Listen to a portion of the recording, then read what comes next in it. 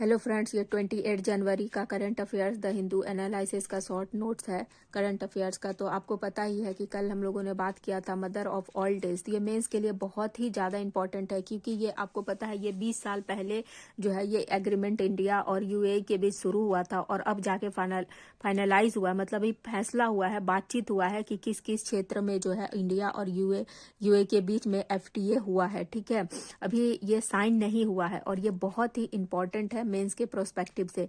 तो थोड़ा पहले इसमें शॉर्ट में आप न्यूज जो है पीटी में क्या आ सकता है उसको आप समझ लीजिए थोड़ा थोड़ा, और इसका मैं मेंस आंसर राइटिंग करवाऊंगी, तो आप वहां पर जाके इसको देख लीजिएगा। ठीक है, तो सबसे पहले है कि इंडिया और यूएई के बीच जो एग्रीमेंट हुआ है उससे इंडिया यूएई को क्या बेनिफिट होगा। तो इधर में इंडिया है और इधर में यूरोपियन यूनियन। तो यूरोपियन यूनियन क्या है, ये 27 कंट्री का एक ग्रुप है। ठीक है, 27 कंट्री का एक ग्रुप है। तो इसी मतलब समझ लीजिए कि अगर ये डील अच्छे से फाइनल हो गया तो इंडिया को इससे कितना ज्यादा बेनिफिट हो सकता है। यूरोप से इन्वेस्टमेंट आएगा, उसके बाद इंडिया का जो भी सामान वहां पर यूरोप में जाएगा तो वहां पर अगर उसका कस्टम ड्यूटी मतलब वहां पे टैरिफ बहुत कम होगा तो इंडिया का सामान जो है वहां पे मतलब कम रेट में बिकेगा, तो ज्यादा डिमांड बढ़ेगा। डिमांड बढ़ेगा तो हम लोग का इकोनॉमी क्या होगा, ग्रोथ होगा, मतलब ज्यादा से ज्यादा वहां पे सप्लाई होने लगेगा। अगर यूरोप में हम लोगों का सामान का ज्यादा डिमांड होगा तो ज्यादा से ज्यादा इंडिया जो है वो एक्सपोर्ट करेगा, और ज्यादा से ज्यादा एक्सपोर्ट होगा तो क्या होगा, जीडीपी बढ़ेगा। ठीक है, तो अगर टैरिफ कम होगा तभी वहां पे सस्ता दाम में सामान बिकेगा। लेकिन अगर टैरिफ ही बहुत ज्यादा, मान लीजिए यहाँ पर किसी सामान का दाम 10 रुपया है और यहाँ से यूरोप गया और यहाँ पे यूरोप है इंडिया का सामान पे टैरिफ लगा दिया 30 रुपया या 20 रुपया, तो वो 10 रुपया का सामान वहां पे 40 रुपया में, मतलब इंडिया से 10 रुपया में गया और इंडिया से यूरोप में जाके अगर 30 रुपया वो टैरिफ लगा देता है तो टोटल सामान का दाम हो गया 40 रुपया। तब यहाँ पर जब अगर बिकता है 40 रुपया में वो सामान, और मान लीजिए यहाँ वही एक ये मान लीजिए कोई सामान जैसे पेन है, ठीक है, पेन है और पेन का दाम यहाँ पे 40 रुपया है और वही पेन 30 रुपया में यूरोप का मार्केट में बिक रहा है, तो हम लोग का सामान यहाँ पे नहीं बिकेगा। ठीक है, तो नहीं बिकेगा तो वापस चला आएगा, तो इससे हम लोगों का ट्रेड बहुत डिस्टर्ब हो रहा था। तो ये इस तरह का कंडीशन जो है 20 साल से बना हुआ था टैरिफ का लेके, कि बहुत सारा सामान पे हम लोग का इंडिया मार्केट में टैरिफ लगा हुआ था। इसके अलावा अभी आपको पता है CBAM मतलब कि कार्बन बॉर्डर एडजस्टमेंट मैकेनिज्म, इसके ऊपर भी अभी यूरोप में ये CBAM लागू हो गया है। तो उससे क्या हो रहा है कि यहाँ पर लागू हो गया है, तो यूरोप का कहना था कि इंडिया का सामान जो है वो CBAM मतलब इसके अंडर में मतलब कार्बन इमिशन करके जो सामान इंडिया प्रोड्यूस करता है वो बहुत ज्यादा कोयला जला के प्रोड्यूस करता है, जिससे कि ग्लोबल वार्मिंग होता है, तो वो सारा सामान जो है वो यूरोप कंट्री नहीं खरीदेगा। तो ये सब भी बहुत सारा प्रॉब्लम्स चल रहा था, तो अभी सबका सॉर्ट आउट हो गया, इसीलिए इंडिया पर बहुत ज्यादा टैरिफ लगाया गया था। तो अभी सबका सॉर्ट आउट हो गया है टैरिफ को लेके। तो अब समझते हैं कि क्या क्या बेनिफिट यूएई को होगा। पहले तो है वाइन और अल्कोहल। वाइन और अल्कोहल जो है वो इंडिया में क्या हो जाएगा, पहले क्या था 150% का टैरिफ लगता था। ठीक है, तो अभी 20% से लेके 30% तक का टैरिफ जो है वो कर दिया गया है, तो हम लोग का इंडिया में शराब सस्ता हो जाएगा, सॉरी इंडिया को बेनिफिट हो रहा है। ठीक है, उसके बाद है इसके बाद स्प्रिट पर 40% का, फिर सबसे ज्यादा इंपॉर्टेंट है देखिए कार पे क्या हो गया, पहले 70 से 110% तक का टैरिफ अगर लगता था। ठीक है, अभी क्या हो गया है कि जैसे वॉक्सवैगन हो गया, रेनॉल्ट हो गया, मर्सिडीज बेंज हो गया, BMW हो गया, तो 10% का टैरिफ लगेगा। मतलब यूरोप से जो भी कार जो है इंडिया में आएगा, मतलब यूरोपियन जो भी कार इंडिया में आएगा तो यहाँ पर इंडिया में उस पर कम टैरिफ लगाया जाएगा। इंडिया कम टैरिफ लगाएगा तो इंडिया में कार क्या हो जाएगा, सस्ता हो जाएगा। तो अब मतलब जो लोग कार खरीदने का प्लान कर रहे थे वो कार खरीद सकते हैं। ठीक है, इसके अलावा क्या है, मतलब कि एक लिमिटेशन है कि 2.5 लाख तक का कार जो है, ठीक है, मतलब उस पर 10% का टैरिफ है। लेकिन अगर 2 से 2.5 लाख से ज्यादा कार अगर यहाँ से यहाँ पे इंडिया में आता है, मतलब इतना क्वांटिटी से ज्यादा कार अगर यूरोप से इंडिया में आता है, ठीक है, तो उसका टैरिफ जो है वो थोड़ा बढ़ जाएगा। तो ये एक कंडीशन भी रखा गया है कि 2.5 लाख क्वांटिटी में कार अगर इंडिया में आता है तो 10% है, और उससे ज्यादा अगर आएगा तो टैरिफ बढ़ जाएगा। इसके बाद Airbus, aircraft, process food, pharmaceutical, ये सब पर क्या गया, एलिमिनेट कर लिया गया है टैरिफ को, बहुत ज्यादा मतलब टैरिफ को हटा ही लिया गया है। अब देखिए इंडिया से क्या बेनिफिट हो रहा है, ठीक है। तो मतलब इंडिया पे क्या हो रहा है कि टेक्सटाइल हो गया, लेदर हो गया, जेम्स हो गया, स्पाइस हो गया, स्टील हो गया, ये सब पर क्या हो गया, इंडिया को बहुत बेनिफिट हो रहा है, ठीक है।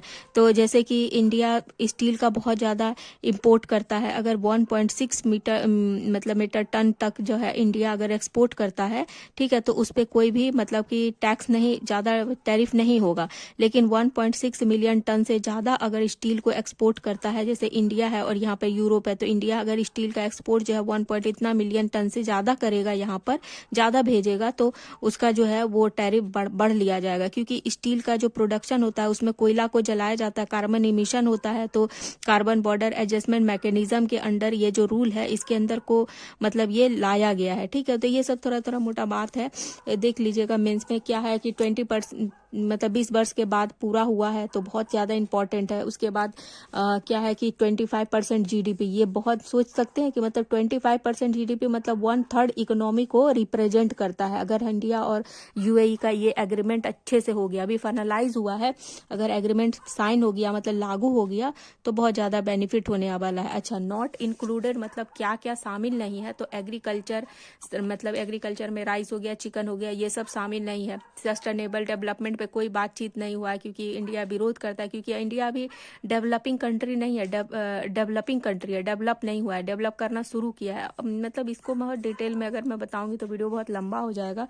जो पढ़ते होंगे उनको पता होगा सस्टेनेबल डेवलपमेंट क्या है, ठीक है। जीआई टैग मतलब 17 सस्टेनेबल डेवलपमेंट है। हम लोगों को उन्नति भी करना है, लेकिन अपने देश का मतलब कि चीज़ों को सस्टेन करते हुए, ठीक है, कि आज ही खत्म नहीं कर, जैसे कोयला है आज जला जला के हम लोग खत्म कर लेंगे तो आगे भविष्य का पीढ़ी के लिए बचेगा ही नहीं। तो हम लोग को डेवलपमेंट भी करना है, लेकिन एक सस्टेनेबल डेवलपमेंट करना है। जीआई टैग के ऊपर भी कोई बातचीत नहीं हुआ है। एनर्जी, रॉ मटेरियल, ये सबको इंक्लूड अभी एग्रीमेंट में नहीं किया गया है।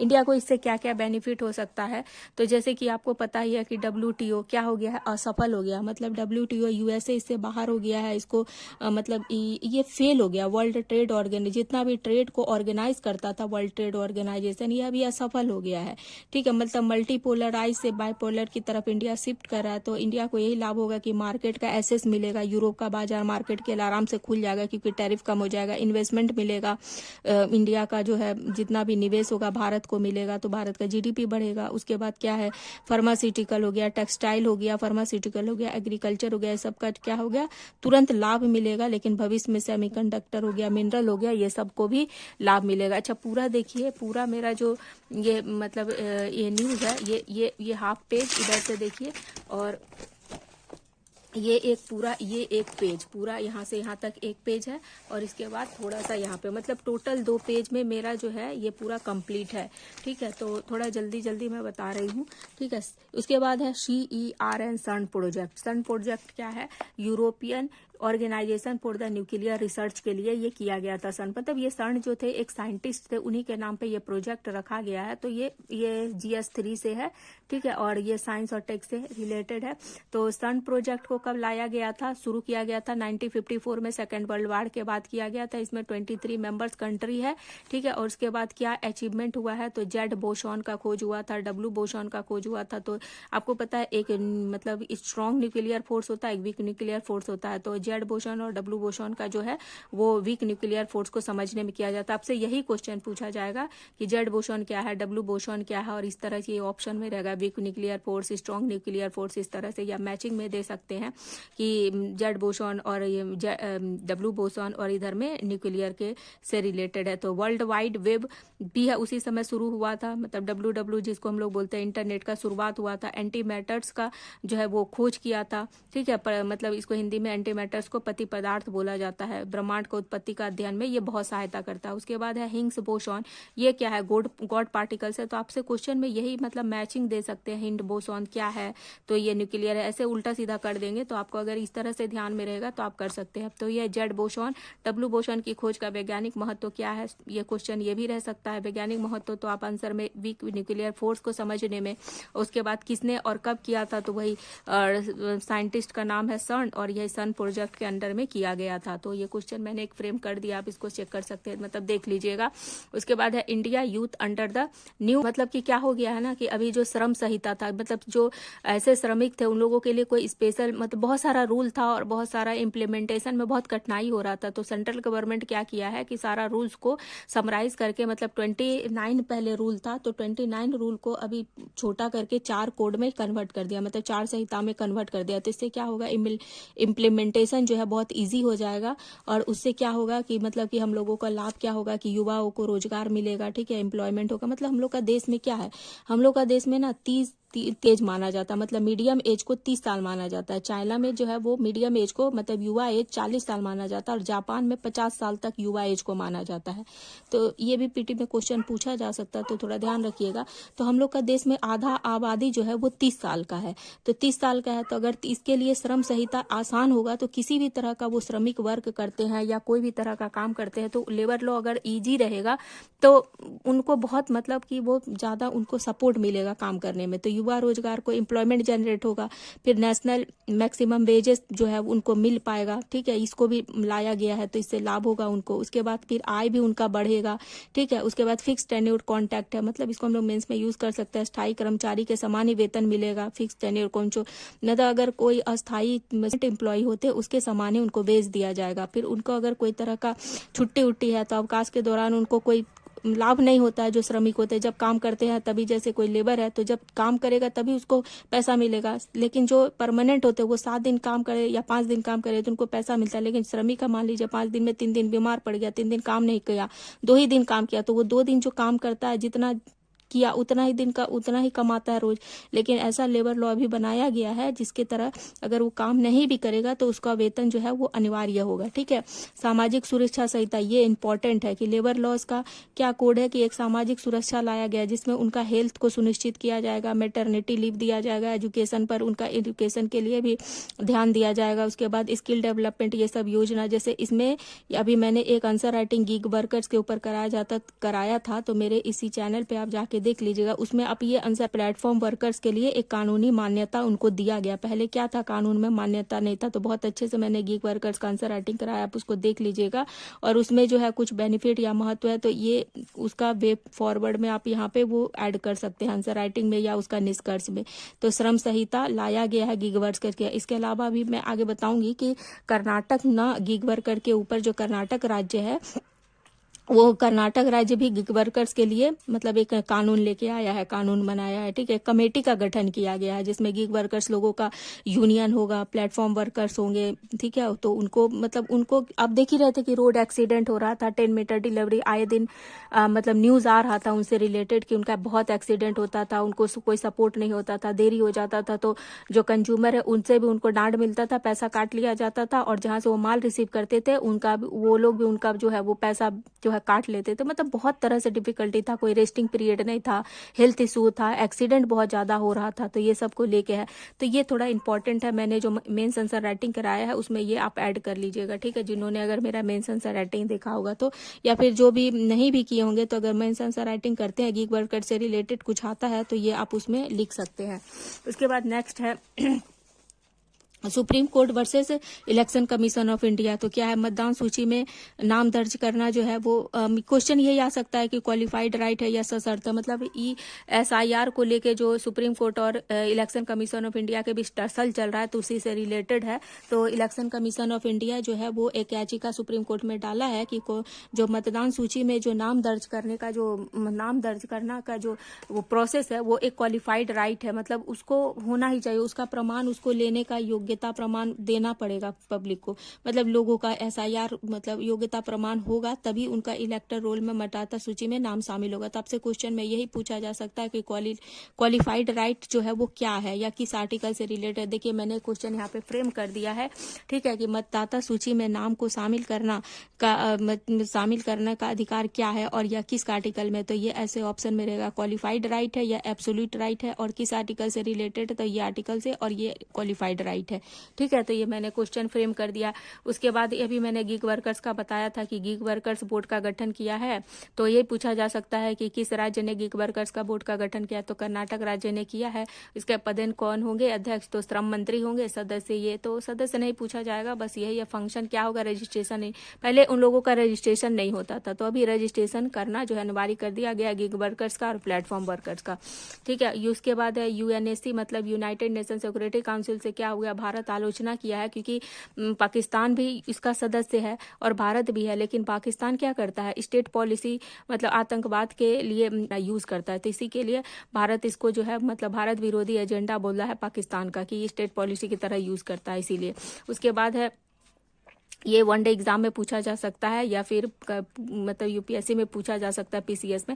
यूरोटॉम क्या है, तो एक न्यूक्लियर एग्रीमेंट है इंडिया और यूएई के बीच। ठीक है, और इससे क्या क्या बेनिफिट होगा, मतलब किस तरह से इसका यूज किया जाएगा, तो परमाणु ऊर्जा का यूज जो है वो शांतिपूर्ण यूज ही यूरोटॉम एग्रीमेंट में बोला गया कि परमाणु ऊर्जा का यूज जो है वो शांतिपूर्ण तरह से किया जाए, जैसे परमाणु अनुसंधान में, ऊर्जा में, सुरक्षा में, तकनीक में। ठीक है, उसके बाद ट्रंप जो है यूएसए मतलब ट्रंप जो है साउथ कोरिया पे पहले 15% का टैरिफ लगाया था, अभी 25% का टैरिफ लगा दिया गया। उसके बाद है doomsday clock 85 second to midnight. इसका मतलब यही है कि ह्यूमन सिविलाइजेशन का इसका मतलब बोलने का ये है कि एक क्लॉक बनाया गया है जिसमें बोला गया है कि ह्यूमन सिविलाइजेशन जो है समाप्ति के मतलब इसका विनाश के कगार पे है, थोड़ा ही टाइम बचा है। तो इसका रीजन ये है कि एआई का यूज किया जा रहा है, परमाणु ऊर्जा का यूज किया जा रहा है, आप देख ही रहे वर्ल्ड वार हो रहा है, बायोलॉजिकल वेपन्स मतलब बहुत ज्यादा बनाया जा रहा है, क्लाइमेट चेंज हो रहा है, तो ये सब मिलके क्या करेंगे, मानव सभ्यता को खत्म कर देंगे। अभी बहुत कम ही टाइम बचा है, तो ऐसे ड्रॉम्स डे क्लॉक किससे रिलेटेड है, ये ऐसे करके पूछा जा सकता है। नेक्स्ट है acid attacker, supreme court guidelines दिया है एसिड अटैकर विक्टिम्स के लिए कि उन लोगों का क्या किया जाए जो भी एसिड का अटैक करते हैं। ठीक है, तो उनका संपत्ति को जब्त कर लिया जाए और उनका जब्त करके उनका संपत्ति को नीलाम कर दिया जाए, और नीलाम करके जो भी पैसा मिलेगा उसी से पीड़ित को मुआवजा दे दिया जाए। यही डर मतलब डिटरेंस है। ठीक है, दंड और निवारण यही है। तो अब उसके बाद सुप्रीम कोर्ट क्या बोला है कि केंद्र और राज्य को कुछ निर्देश दिया है, केंद्र सरकार को यही निर्देश दिया है कि एसिड अटैक जो है वो दहेज हत्या के अपराध के ही समान माना जाता है। तो ये पूछा जा सकता है कि एसिड अटैक किसके अपराध के समान है, तो दहेज हत्या के समान माना जाता है। उसके बाद राज्य को निर्देश यही दिया है कि राज्य जो है वो मतलब सुप्रीम कोर्ट निर्देश दिया है कि एसिड अटैकर के खिलाफ जितना भी राज्य में जो चार्जशीट दाखिल होता है, जितना भी अपराध का मामला दर्ज होता है हर प्रति साल, उसको दर्ज मतलब उसका आंकड़ा निकाले। उसके बाद कितना निपटान हुआ, कितना लंबित है, कितने का चिकित्सा उपचार किया गया विक्टिम लोगों का, उसका भी आंकड़ा निकाले। स्टेट गवर्नमेंट जो है पुनर्वास कितने पीड़ितों का किया गया है इसका भी, और पीड़ित को जबरन एसिड पिलाया जाता है इसका आंकड़ा भी निकाले। ठीक है, तो सबसे ज्यादा जो है एसिड अटैक कहाँ पे होता है, तो यूपी में होता है, वेस्ट बंगाल में, गुजरात है, बिहार है चौथे नंबर पे, और 5वें नंबर पे महाराष्ट्र है। तो यहाँ पे मैंने बना दिया है। तो यही है आज का न्यूज। इसके अलावा मैं मेंस आंसर राइटिंग लेकर आऊंगी इंडिया और यूएई के ऊपर में एफटीए जो हुआ है, क्योंकि ये बहुत इंपॉर्टेंट है और इसका मेंस में आने का संभावना है। तो आप जाके जरूर देखिएगा। इसके अलावा अगर आप लोगों को मेरा शॉर्ट नोट पसंद आता है तो प्लीज लाइक और सब्सक्राइब जरूर करिएगा।